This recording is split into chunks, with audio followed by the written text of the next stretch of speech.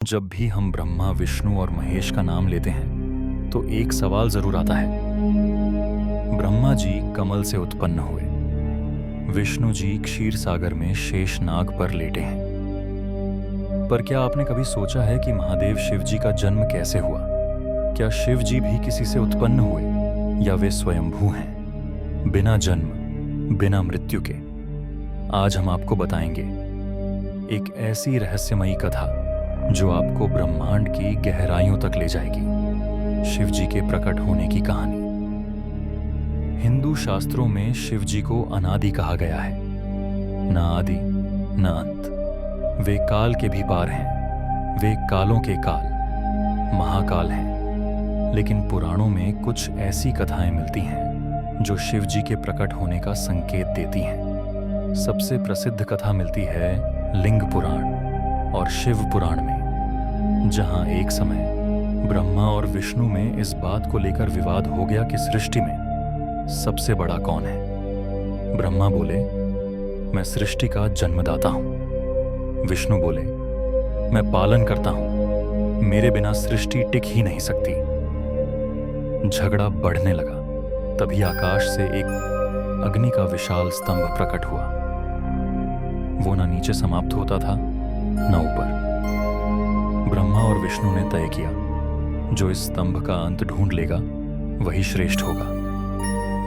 विष्णु जी वराह रूप लेकर नीचे गए।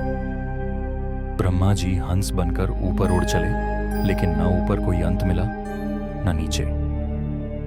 वापस लौटने पर विष्णु ने सत्य स्वीकारा, मैं अंत नहीं ढूंढ पाया, यह दिव्य है। पर ब्रह्मा ने झूठ कहा, मैंने ऊपर जाकर इसका अंत देख लिया।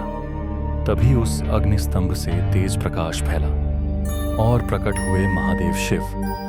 वे बोले, ब्रह्मा, तुमने झूठ बोला, इसीलिए तुम्हारी पूजा नहीं होगी। विष्णु, तुम सत्य पर टिके रहे, इसीलिए लोग तुम्हारी भक्ति करेंगे। अब सवाल उठता है, ये अग्निस्तंभ क्या था? दरअसल ये शिवलिंग का ही प्रतीक था, अनंत, अखंड और निर्विकार। यह बताता है कि शिव कोई रूप नहीं, एक ऊर्जा है। उनका ना कोई आदि है ना कोई अंत। यही कारण है कि शिव को लिंग के रूप में पूजा जाता है, क्योंकि वह साकार नहीं, निराकार है। ब्रह्मा सृष्टि के जनक हैं। विष्णु पालन करता, पर सृष्टि का संतुलन तब तक नहीं बनता जब तक संहारक न हो। संहार का मतलब विनाश नहीं, बल्कि पुनरुत्थान की प्रक्रिया। शिव जी वही शक्ति हैं जो पुराने को समाप्त कर नए की शुरुआत करते हैं। उन्हें तामस गुण का स्वामी कहा गया है, पर इसका अर्थ है गहराई, रहस्य और परिवर्तन की शक्ति। कुछ ग्रंथों में, जैसे शिव पुराण में कहा गया है कि शिव का जन्म नहीं हुआ, वे स्वयंभू हैं। लेकिन कुछ दार्शनिक मान्यताओं के अनुसार आदि शक्ति, मां पार्वती शक्ति और शिव, ये दोनों एक ही चेतना के दो रूप हैं। कुछ कथाओं में सदाशिव और आदि शक्ति को सृष्टि के पहले तत्व माना गया है, जिनसे ब्रह्मा, विष्णु, महेश उत्पन्न हुए। शिव शब्द का अर्थ है कल्याण, मंगल, शांति और मुक्ति। वे केवल एक देव नहीं, बल्कि एक स्थिति है जहां कोई भेद नहीं, कोई द्वेष नहीं, केवल शून्यता में परिपूर्णता है। महादेव का तीसरा नेत्र सिर्फ विनाश का प्रतीक नहीं, बल्कि अंतर्दृष्टि का प्रतीक है। नंदी प्रतीक है धैर्य का त्रिशूल, प्रतीक है सत, रज, तम तीनों गुणों पर नियंत्रण का। और डमरू प्रतीक है संगीत, विज्ञान और कंपन का, जिससे पूरा ब्रह्मांड बना।